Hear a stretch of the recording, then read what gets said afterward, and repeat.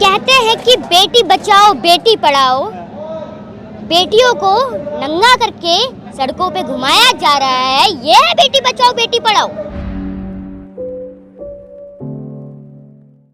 अभी मैं जंतर मंतर पर हूँ। यहाँ पर आप देख सकते हैं आज़ाद समाज पार्टी चंद्रशेखर आज़ाद रावण की अगुवाई में यहाँ पर एक सभा हो रहा है। ये सभा इसलिए क्योंकि चंद्रशेखर आज़ाद रावण के ऊपर गोलियाँ चली थी और उसके बाद वो बाल बच गए थे, कार से जा रहे थे। यहाँ पर एक छोटी सी बच्ची है निशु, इनसे बात करेंगे क्योंकि ये काफ़ी आजकल वायरल भी हो रही है सोशल मीडिया पर। क्या कहेंगी? सबसे पहले आपका स्वागत है हमारे चैनल पर। जी, मेरा नाम निशु है और मैं गाजियाबाद से आई हूँ।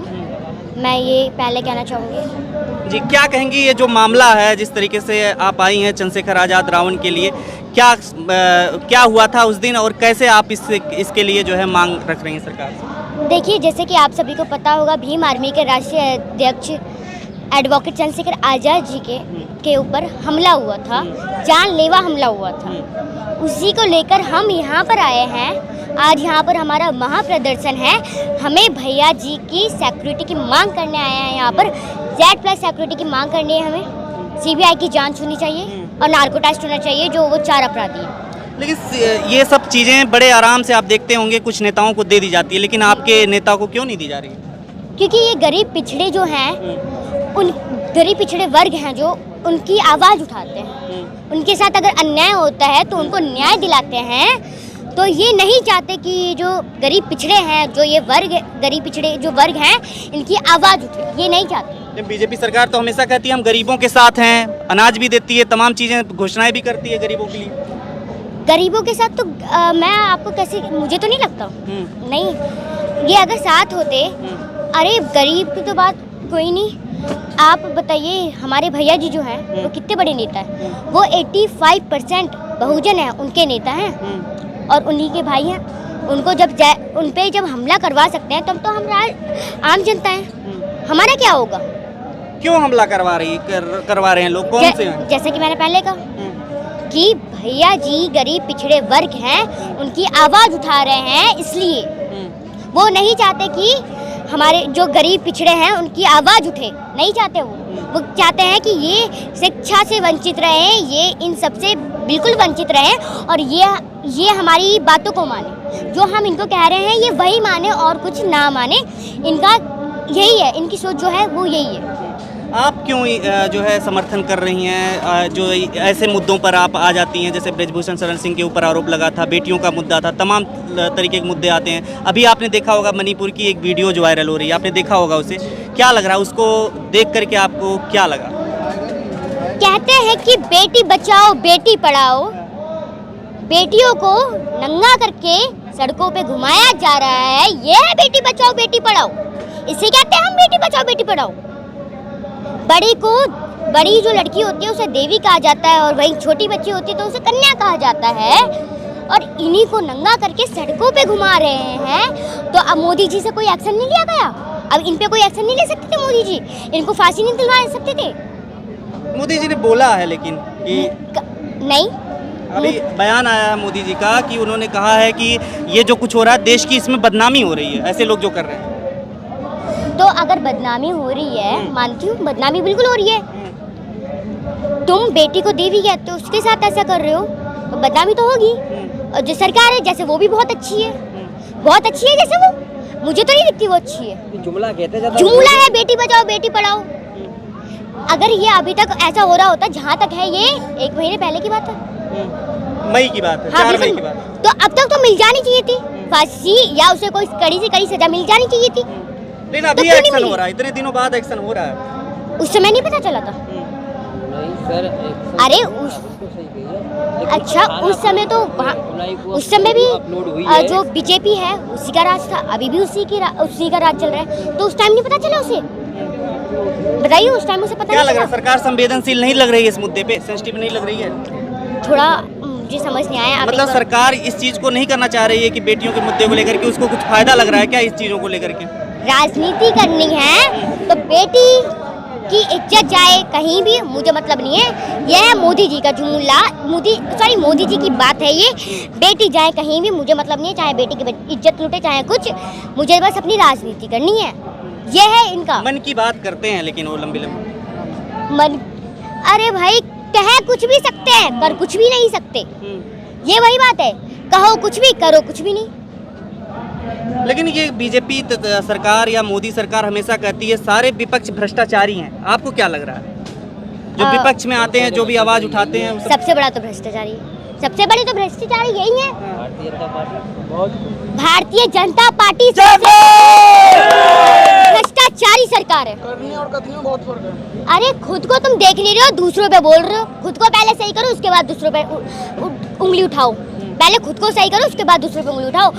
मोदी जी अपने आप को नहीं देखते कि मेरी सरकार कितनी भ्रष्टाचार है, दूसरों पे देख रहे हैं, हाँ ये इतनी भ्रष्टाचारी है, हाँ ये इतनी भ्रष्टाचारी है। बेटी बचाओ बेटी। क्या लग रहा है अब एक्शन होगा ऐसे मामलों पर? मोदी सरकार जो 56 इंच का सीने का दावा करते हैं, देखिए एक्शन तो होगा, क्योंकि हमारी जो भीम आर्मी है किसी भी बेटी के साथ अगर अन्याय होता है तो उसे न्याय दिलाने की पूरी कोशिश करती है। तो ये मोदी जी हैं, इनको एक्शन लेना पड़ेगा, इस पर लेना पड़ेगा। बोला है तो करेंगे। देखो अगर नहीं, एक बात कहें, इन्होंने सबके सामने कहा है, पूरे भारत के सामने कहा है, ऐसा तो करना पड़ेगा, करेंगे, बिल्कुल करेंगे। अगर नहीं किया तो इनके पैरों में हम इनको झुका देंगे। हमारी बेटी जो हमारी बहनें हैं, इनकी इज्जत खुले आम लुट रही है, और ये मोदी जी हैं, इनका जुमूला है बेटी बचाओ बेटी पढ़ाओ। ये कुछ नहीं देख रहे हैं अब। 2024 में इनको उठा के फेंक देंगे। जहाँ से लाए थे ना 2014 में, जहाँ से लाए थे ना 2024 में वही पटकना है। लेकिन तो कह रहे हैं मोदी, अब की बार मोदी सरकार का पिछली बार भी नारा लगा था, इस बार भी कह रहे हैं मोदी को तो कोई हटा ही नहीं सकता है। हटा क्यों नहीं सकते? जो गंदी सरकार है, जो भ्रष्टाचारी सरकार है, जो बहनों के न्याय के लिए बात नहीं कर सकती, उसको तो हटाने में ज्यादा समय भी नहीं दिया। 2024 में तो ये जानी है, इस बार तो गेट आउट है ये। इस बार जहाँ से आई थी ये, वहीं पर इसको पटकना है, मतलब पटकना है। आप जैसे पढ़ाई करती होंगी, क्या आप किस क्लास में पढ़ाई करती हैं? 7th में पढ़ाई करती हैं आप। जो है एक मतलब आपको ये कहते हैं कि कोई ऐसे लोगों को पॉलिटिक्स में आपका इंटरेस्ट होगा, पॉलिटिक्स में, ये इसलिए बोल रही हैं या फिर आपको लग रहा है कि समाज में और भी चीज़ें चल रही हैं? जी मैं मानती हूँ, क्योंकि देखिए जिस तरह की मैं एक मिशन पे चल रही हूँ वो पॉलिटिकल्स में आती है, बट थोड़ा जो मेरा इंटरेस्ट है वो मैं सच कहूँ तो एसएसटी में, एसएसटी तो एक वही हो गया पॉलिटिकल, उसमें मेरा थोड़ा कम है, बट मैं उसमें अपना पूरा जो जोश है, मतलब जो भी पूरा फोकस उसी पे करूँगी, क्योंकि मैं इसी लाइन पे चल रही हूँ। तो मुझे पूरा फोकस अब पॉलिटिकल पे ही करना है, क्योंकि अपने लोगों को न्याय दिलाना है। अपने लोगों की अगर आवाज़ बढ़ानी है, अब मतलब उनकी आवाज़ उठानी है, तो मुझे पॉलिटिकल में जाना पहली बात तो मेरी जो हम जंतर मंतर इकट्ठे हुए हैं, तो सबसे पहले हमारी जो भ्रष्टाचार सरकार है, इससे हमारी मांग यही है, जो हमारे बड़े भाई एडवोकेट जो भाई के ऊपर हमला किया है जो अपराधियों ने, सबसे पहले सीबीआई की हम जांच मांगते हैं, और सीबीआई की जांच हो और भैया को जेट प्लेट सिक्योरिटी मिलनी चाहिए। और बाकी लेकिन इतनी भीड़, इतनी सारी चीज़ यहाँ पर क्या कवरेज मिल पा रहा है? क्योंकि मैंने इसलिए बताया सीमा हैदर, क्योंकि उस मुद्दे को टीवी पर लगातार आप देख रहे होंगे दिखाया जा रहा है। ये गोदी मीडिया दिखाती है, गोदी मीडिया के पास कोई वो मुद्दा ढूंढना चाहती है। आप देख रहे हो किसी भी चैनल पे देख लीजिए, जो गोदी मीडिया है वो सीमा हैदरी की न्यूज़ चल रही है। बाकी मणिपुर 2-2.5 महीने से जल रहा है, वहाँ बहन बेटियों की इज्जत बलात्कार किए जा रहे हैं, और उस पर मोदी सरकार कोई एक्शन नहीं ले रही। और जिसकी सरकार डबल इंजन की है, केंद्र में भी है और राज्य में भी है वहाँ पर, तो बताइए जहाँ पर लोग, आपको पता कम से कम 250-300 लोग वहाँ से जल के मर चुके हैं, लोगों के साथ बलात्कार हुआ, और आपस में 180-160 बता रहे हैं। हाँ। अभी वो तो उनके सरकारी के हिसाब से है ना, जैसे अगर, लेकिन मैं यही कहना चाहता हूँ, आज हमें वो दिन देखना पड़ रहा है। आज हमारी बेटियाँ, जिसको जो हमारी बहन जो बेटियाँ हैं, जिनको आज देवी की तरह लोग पूछते हैं और बेटियों को कन्याएं कहते हैं, आज उन बेटियों को अपनी भारत की धरती पर उनको हमारे देश के लोग नंगे घुमाते हैं। ये भी दिन देखने पड़ेंगे हमें। और ये जब ये सरकार आई है भ्रष्टाचार, ये सिर्फ हम अपनी गद्दी के लिए, अपनी रोटी सेकने के लिए हम लोगों को सिर्फ बढ़ाना सोचती है। अभी 2019 में आया था, कहने का मतलब वो एक क्या बाबा नहीं था जो काना, क्या नाम था, रामदेव, उसको लेके आया था, कह रहा था 35 रुपये पेट्रोल दिलवाऊंगा। भाई कितने रुपये पेट्रोल है आप बताइए? 35 रुपये पेट्रोल मिल रहा है आपको।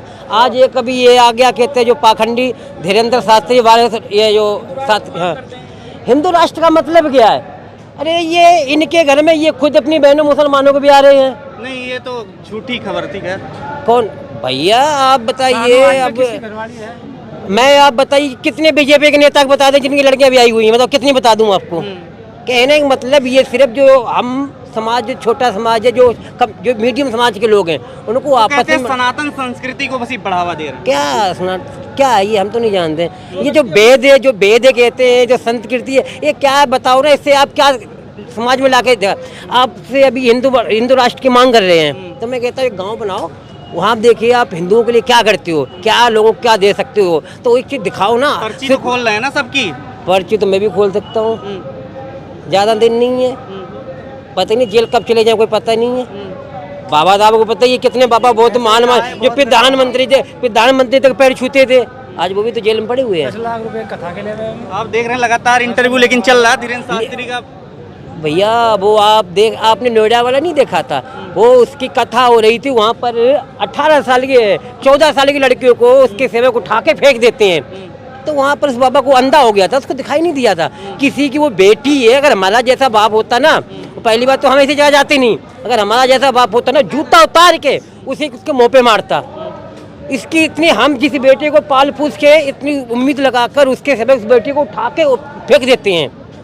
मैं कहता हूँ हमारे जैसा पता, जो लोग मूर्ख हैं, जो ऐसे अंधविश्वास में जाते हैं, लेकिन हम इतना जानते हैं जब तक मैं सहन नहीं करूँगा जब तक कुछ नहीं होना है। तो आप लोग क्या लगता है, मणिपुर की घटना हो या जिस तरीके से बेटियों पर लगातार आए दिन लग रहा है, क्या इससे जनता में आक्रोश है या फिर सरकार पे भरोसा है कि सरकार से भरोसा क्या है भैया? जब से ये डबल इंजन की सरकार आई है, ये आज हमारे घर से अगर जो मेरी बेटी थी, ये मेरी बेटी आज मैं साथ निकलता हूँ, आज हमें इतना भी हमारे घर से कोई बहन बेटी निकलती है तो उसे सुरक्षित महसूस नहीं होता बिल्कुल भी। क्यों?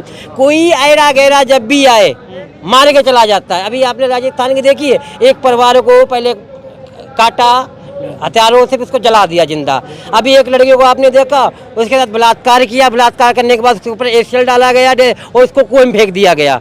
आप बताइए रोज की जो घटनाएं हो रही हैं, ये बताइए सरकार को अधिकार के लिए आप कानून पर शोषण कर देते हो, बाकी महिलाओं के लिए कोई एक ऐसा कानून नहीं बना सकते हो आप जो महिलाओं अपने घर से निकले अपने आप को सुरक्षित महसूस करें। नहीं ऐसा कानून बना सकते हैं। बाकी तो आप गरीबों का हक और अधिकार के लिए कानून खत्म कर सकते हो, लेकिन महिलाओं के लिए ऐसा कानून नहीं बना सकते। क्या मांग करती है इस मुद्दे पर, मणिपुर की घटना पे आप लोगों के अंदर? भीम आर्मी में सबसे पहले कहा था जो मणिपुर के जो अपने मुख्यमंत्री पहले वो अपना इस्तीफा दें, और इस पे आके जो अपने प्रधानमंत्री हैं ये आके सफाई दें। ऐसी अभी तक वहाँ पर ये हिंसा क्यों चल रही है और किस कारण चल रही है, और इस पे आने खुद अपना जो प्रधानमंत्री आके खुद आके ये चीज़ जनता को बताएं। आज मणिपुर में बहन बेटियों के साथ ये जो काम हो रहा है क्यों हो रहा है? आज बहन बेटियां जो लोग नंगे घुमा रहे हैं, आप देखिए जो वीडियो 18 जुलाई को अपलोड किया गया, उस वीडियो में देख रहे हो कितने लोग थे, कम से कम 100 लोग, 3 महिला 4 लोग थे, उनके जो साथ थे उसको मार दिया गया। ठीक है, एक महिला के साथ गैंग रेप हुआ, बाकी लोगों ने किया। 2 महिलाओं को लेके अपराधी कौन हुए, एक जो इधर था एक जो इसके इधर चल रहा, उन 2 को पकड़ा गया। बाकी जो भीड़ थी वो भी तो अपराधी है ना। 4 लोगों की खबरें आ रही पकड़ अभी नहीं, मैंने 2 की बता रहा हूँ, 4 की आगे ठीक है। बाकी जो साथ में जितने थे, मैं कहता मीडिया कैमरा वाला जितने थे सब अपराधी थे, सबको गिरफ्तार करना चाहिए। और सबसे बड़ा अपराधी मैं कहता हूँ ये भैया अपराधी जो भ्रष्टाचार की सरकार है, इसमें जितने विधायक हैं ये कुछ सौ में से सब बलात्कारी है, सब महिलाओं के शोषण करते हैं। सबसे ज़्यादा महिलाओं के शोषण करते हैं ये लोग। खबरों में बने रहने के लिए फोरम 4 को सब्सक्राइब करें और नोटिफिकेशन पाने के लिए बेल आइकन दबाएं।